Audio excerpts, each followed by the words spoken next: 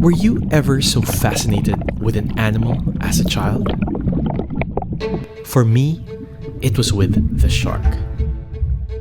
I was taken by its powerful jaws and teeth, its gracefulness in the water, and its reputation. As I grew up, the shark was lost in the depths of my mind, only to resurface when I started diving. This is a story of how I met my favorite shark face to face.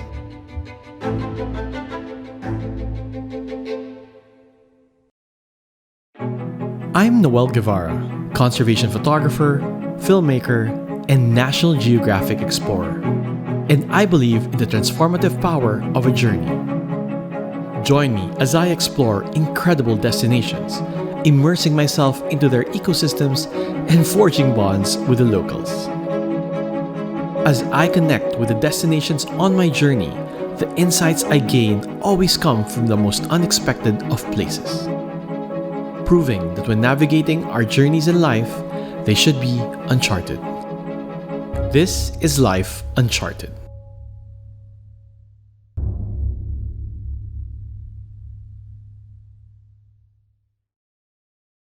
In the previous episode, we visited Tubataha Reef's Natural Park, the most incredible diving that the Philippines has to offer. I took you on my 10th year visit on board the Philippine Siren. This time, we'll hop on another liveaboard, but to a destination that I'm visiting for the very first time and with a very specific purpose. When I was very young, I loved the sea and was obsessed with sharks. Like for many, this came from watching Jaws, a film that scared us out of the water and unfairly demonized sharks. I even remember drawing them over and over. I would then show this to my dad, who would then say that I had too much Jaws in the brain. Naturally, when I started diving, I gravitated towards sharks.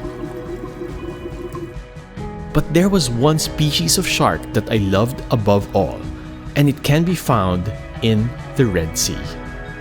So I packed up and went to Egypt. Getting to Egypt means a long flight from Manila to Doha and then to Cairo. And then it's another hop from Cairo to Hurghada. So when one thinks of Egypt, what comes to mind are the pyramids of Giza, Luxor, the Sphinx, and rarely does one think of diving. In fact, most of my friends didn't even know that there was diving here in Egypt, which is the Red Sea. But ever since 2014, when I started diving, the Red Sea has always been at the top of my dive destination bucket list, even more so than Galapagos and Socorro. So you can say that being here right now in the resort town of Hurghada, ready to board our liveaboard, this is a dream come true.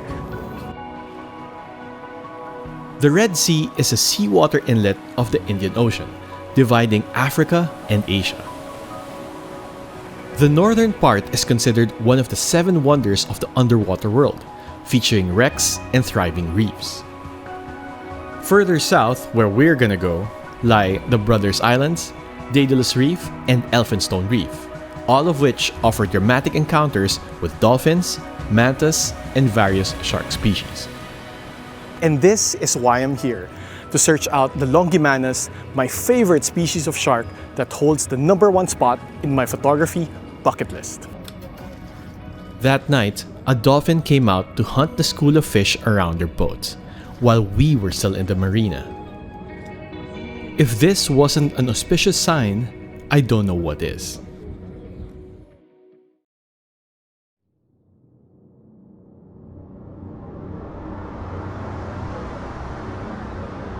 Good morning, guys. It's a beautiful, beautiful morning here in Hurghada, and we're just waiting for the Egyptian Coast Guard to come and clear us for our trip out to the Red Sea proper. So, fun fact about the Red Sea, because of little rainfall, high evaporation rates, and its isolated location, it has one of the highest salinity levels in the world, which means that you float more. So for us divers, we have had to adjust our weights so that we would sink to counteract this. And for me, remove some of the float arms on my camera housing just so that my camera doesn't shoot up to the surface. But other than that, it's relatively the same as diving in the Philippines. In fact, water temperature is between 30 to 31 degrees, so perfect for us, very warm, and yeah, I really couldn't ask for more. As we headed out, it was interesting to see all these other liveaboards with us. And you can also feel the anticipation all around the boat. It's common for liveaboards to have their guests do 1 or 2 check dives to sort out gear. Small Gifton Island is perfect for that. So, funny story. We're about to dive and I checked on my fins and I brought mismatched ones. So, this one is mine and this other one is my wife Pam's. Amazing. In all my underwater episodes, I mount a GoPro on top of my Sony A1 camera rig to show you my point of view. And then I add the simulated graphic to differentiate these shots from all the rest. As we drifted along the reef walls of small Gifton Island, I found myself searching out reasons why the Red Sea has been hailed as one of the top diving destinations in the world.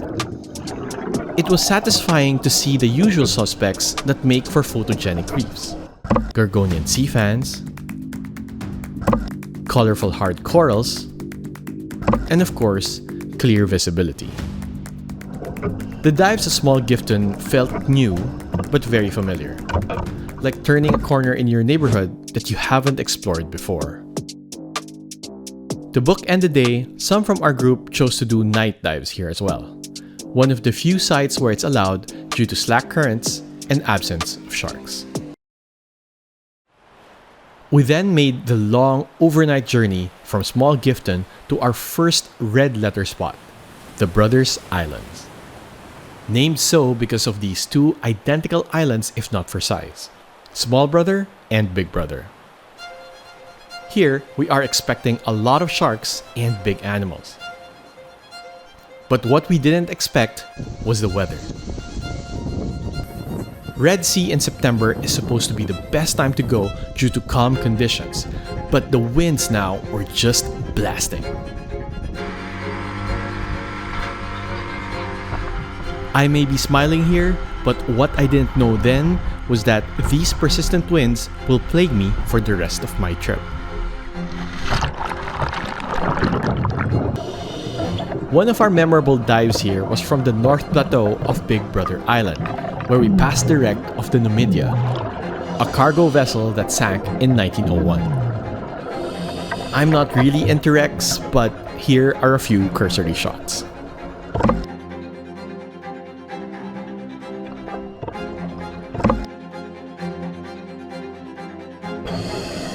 Others though seem to enjoy it more, like my buddy Pat.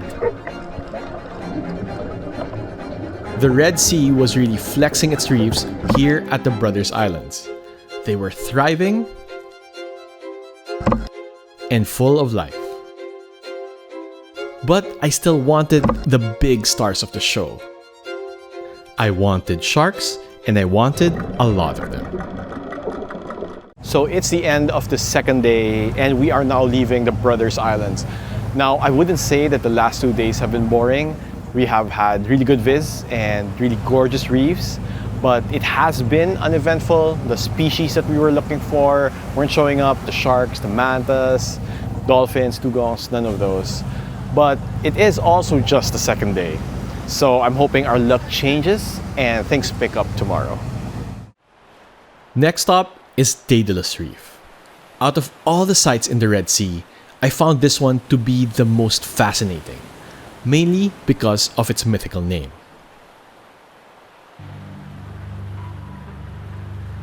The oceanic, always vertically. The recommended position to be vertically, not horizontally. Vertically, eye contact, same level. This is the shark. Come to me like this, I have to be same depth, same level. If I am under the shark might come above my head, he doesn't see me and I don't see him. He can attack from the top. or the shark under me.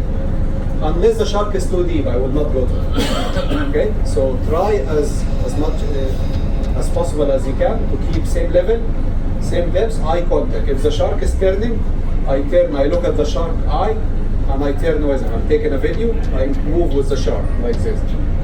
I'm turning with him. Don't give your back to the shark. They are attractive to one diver. If you are alone, they try to come to you. After yesterday, I didn't expect to see anything. Never mind immediately.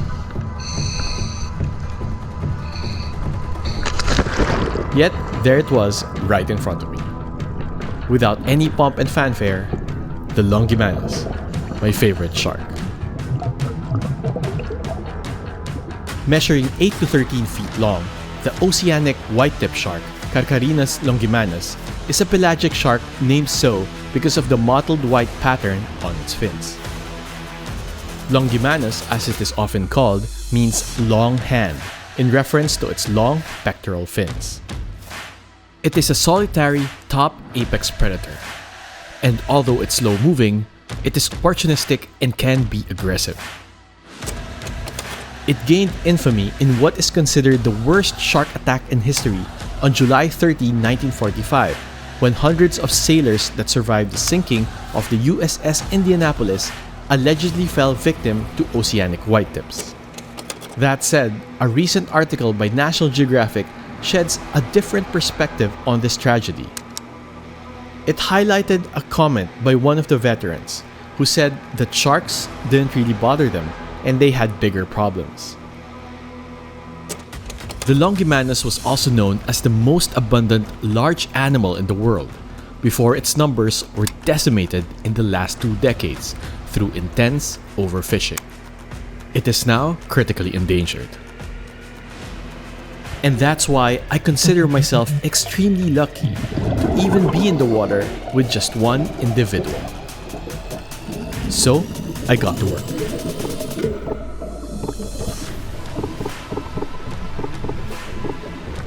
If there was one word to describe the Longimanus, it would be that it's tenacious. It repeatedly swims in close to bump and inspect me, and I have to pivot to keep my camera between me and the shark.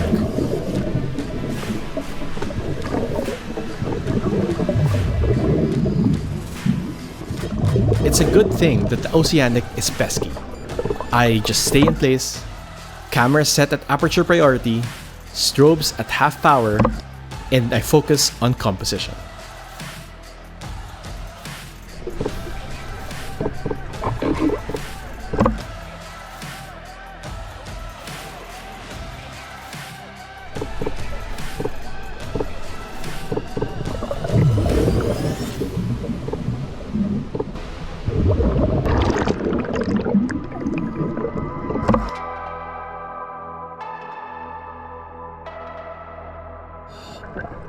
The next day, I took a short break from the shark to spend time with this very friendly Napoleon wrasse down on the reef.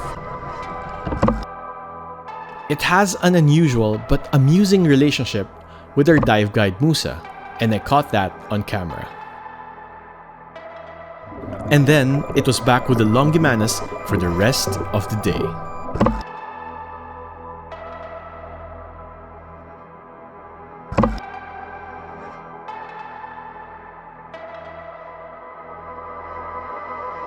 Wow, that was incredible! That shark was every bit as awesome as I imagined it would be. It was bold, it was curious, it was pesky, and those are the reasons why the oceanic whitetip, the Longimanus, is my favorite shark, bar none. As I slept that night with sharks in my dreams, we made the journey to our last highlight stop, Elphinstone Reef.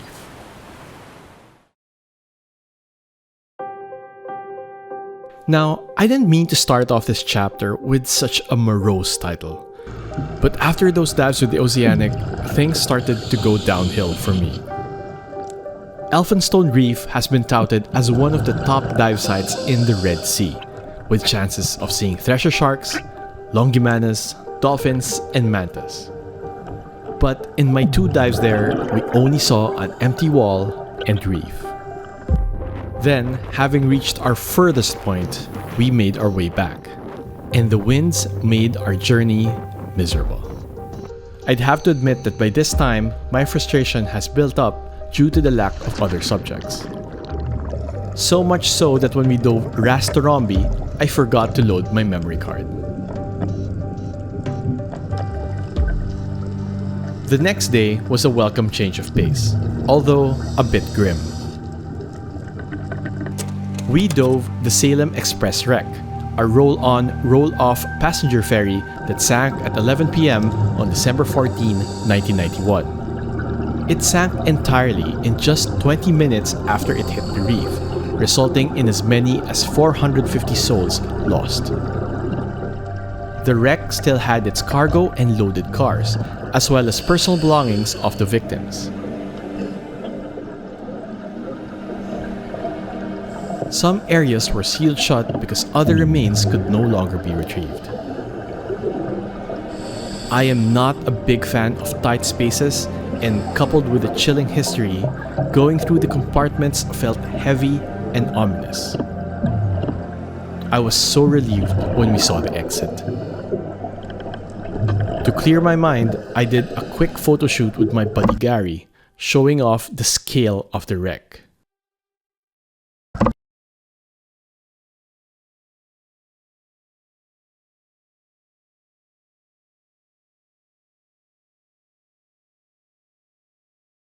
We're back here in the Hurghada Marina, ending our week-long liveaboard trip, hitting the Brothers Islands, Daedalus Reef, and Elphinstone Reef with the Gazala Explorer. So the crew was fantastic, our dive group was amazing, we all had fun, and I was able to photograph the Longimanus, which is a big check on my photography bucket list. #1 shark.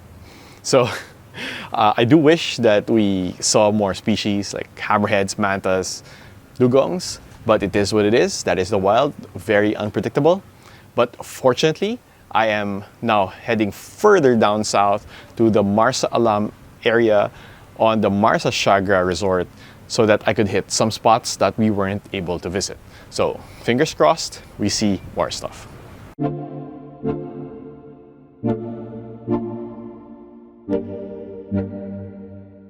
It's farewells and goodbyes for this group who I've shared this roller coaster of a trip with. And then I got into my own ride for the trip down to Marsa Chagra.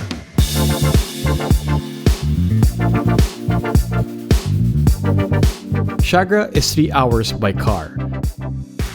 And I spent the time just resting, reflecting on the past week, and tempering my expectations. Marsa Chagra is a dive resort located in the Marsa Alam area, which boasts first-class amenities and a gorgeous house reef. I heard of this place even way back in Manila, and since I only had 3 remaining usable days in Egypt for this leg, I slated 1 species attempt per day. But the weather had other plans. So, a stroke of bad luck, because of strong 22-knot winds, there won't be any excursions to Dolphin Reef or Satire Reef in the next few days. So any hopes of seeing them underwater in that kind of environment and getting photos of them, well, that's pretty much out and off the table. What I can do now though is just go with whatever trips are available coming from Marsa Chagra, so whether that's Elphinstone or Abu Dabab or maybe just their really nice house reef. That's all that I can work with for the next few days. So it's a major bummer, but again, we have no control over weather and we make do with what's available to us. With dolphins out of the equation, I can only hope for dugongs and maybe another shot at the Longimanus in Elphinstone Reef. The next morning, we dove the house reef first as a prelude to the afternoon trip to Marsu Abu Dabab for dugongs. I was diving with Frank and his son Pele, 2 Germans that I met on the car ride over. The visibility started out milky, but eventually cleared out to reveal intricate reefs.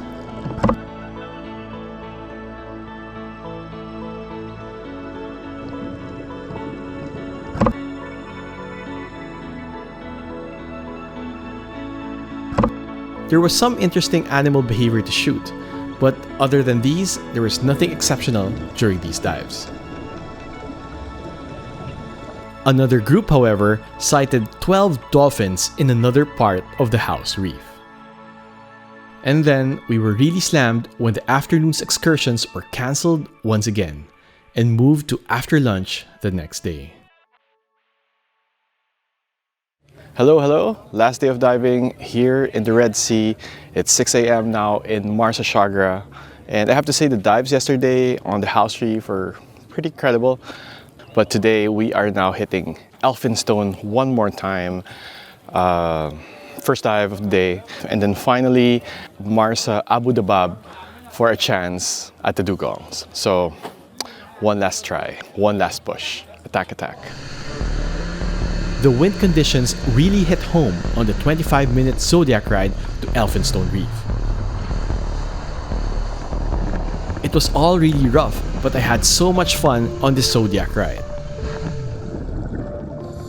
We spent the first 15 minutes in the blue, just waiting for the Longimanus to come out. Down on the reef, this bold barracuda did a very close flyby. I can see its eye inspecting me and my dome lens.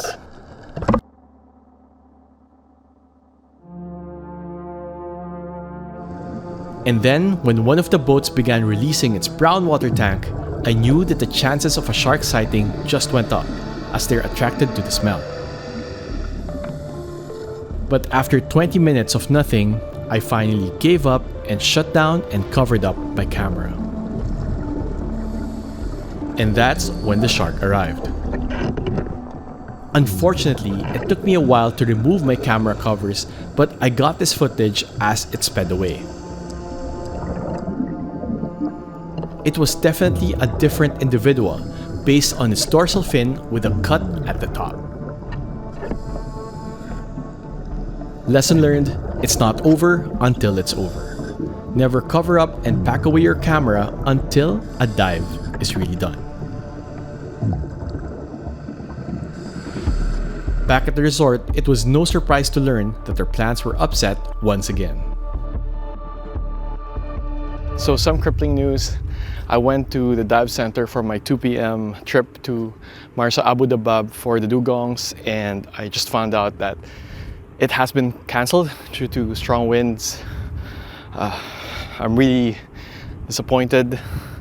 I came here to Marsa Chagra for the dugongs and the dolphins, and yeah, both were impossible either because it's not allowed, or well, it's just really the weather. It's not Marsa Chagra's fault, of course. These are the quirks of shooting the wild. And but I can't really say I'm not devastated. Whew. Times like these, I just reach deep down inside and try to look for a silver lining from the whole trip. Yeah. I'm not gonna lie. After all the no-shows, cancellations, and mishaps, that final news hit hard. It was brutal. So that night, Frank, Pele, and I retreated to a nearby Bedouin hut to shake off all the frustrations. In this series, I want to show you my approach to different shooting situations and challenges, but I also want to share with you how I deal with disappointments. I find that talking it out with friends is cathartic, and looking for a silver lining, a glimmer from the entire trip, works tremendously. It took some time, but I did find one, and it turns out to be more amazing than I expected. It was the second dive on the second day in Daedalus Reef, and it was just me, my dive guide Musa, and the Longimanus in the water. As it is, this setup was already extraordinary. I had the shark all to myself, and it was staying put. And I had a very specific shot in mind. I wanted a shot of the Longimanus against the surface, with the sun low in the sky casting beautiful light rays in the background. I was so dead set with my shot that I kept myself solely facing my desired background, properly framed and settings locked. And then, I just waited for the shark to enter the frame. Click, click, click. Hands down, these are some of the best shark portraits I have ever taken in my career. As I smoked the shisha and drank the tea in that Bedouin hut, my mind was elsewhere. It was back in these moments, where it was just me, the shark, and the sea.